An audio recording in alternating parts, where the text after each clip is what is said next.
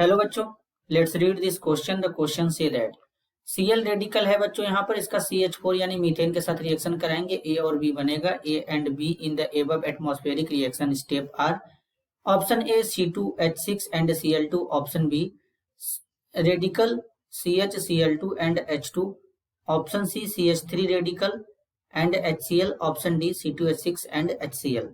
तो सबसे पहले समझेंगे बच्चों की कॉन्सेप्ट। की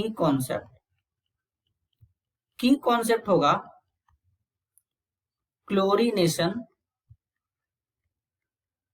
रिएक्शन। अब क्लोरीनेशन रिएक्शन किस तरीके से होता है बच्चों, समझेंगे यहाँ पे। तो सबसे पहले बेसिकली क्या होता है बच्चों, यहाँ पे जब यहाँ पे इस तरीके से रिएक्शन कराते हैं कि यहाँ पे मीथेन लेंगे CH4 और इसका Cl2 के साथ रिएक्शन कराएंगे लाइट के प्रेजेंस में इस तरीके से, तो यहाँ पर क्या होता है CCl4 का फॉर्मेशन होता है।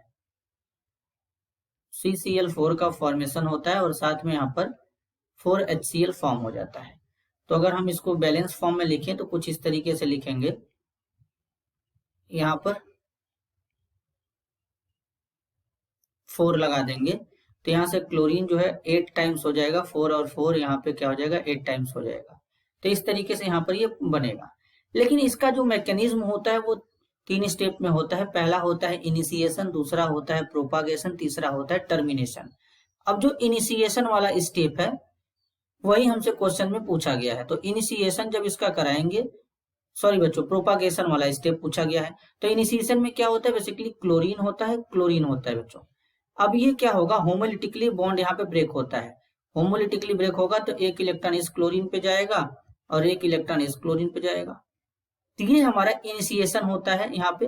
इसे होमोलिटिक क्लीवेजन या होमोलिटिक क्लीवेज या होमोलिटिक फिजन कहते हैं। बॉन्ड होमोलिटिकली ब्रेक होता है, मतलब बॉन्ड का इलेक्ट्रॉन दोनों एटम पे इक्वल अमाउंट में डिस्ट्रीब्यूट होता है, ये इनिशिएशन है। अब दूसरा होता है प्रोपागेशन।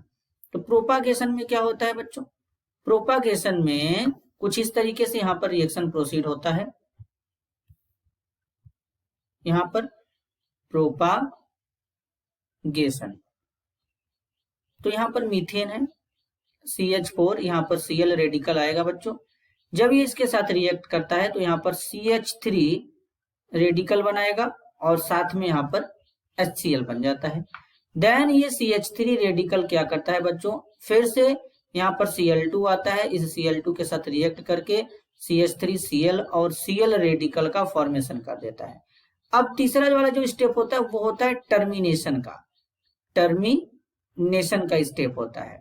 अब टर्मिनेशन वाले स्टेप में क्या होता है बच्चों, कुछ इस तरीके से यहाँ पर प्रोसीड होता है। जो रेडिकल हमारे बचे होते हैं, जैसे CH3 है, Cl रेडिकल है, तो ये रिएक्ट करके CH3Cl बना लेंगे। इस तरीके से हमारा Cl रेडिकल है तो Cl रेडिकल के साथ मिलकर के बच्चों यहाँ पे Cl2 बना लेगा।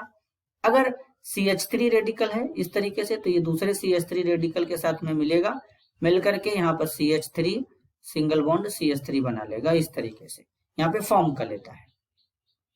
इसको थोड़ा और क्लैरिटी के साथ लिख लेते हैं बच्चों।